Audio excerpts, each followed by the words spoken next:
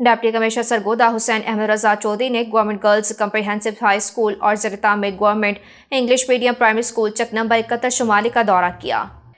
Deputy commissioner ने comprehensive school में class rooms, laboratories और सफाई के इंतजाम का जायजा लिया और प्रिंसिपल से तालीमी सरगर्मियों, तलबा की हाजिरी और तदरीसी मेयार के बारे में ब्रीफिंग की गई। उन्होंने हिदायत की कि स्कूलों में नज़्म ज़ब्त और सफाई के मेयार को बरकरार रखा जाए और तलबा को बेहतरीन तालीमी माहौल फ्राहम किया जाए।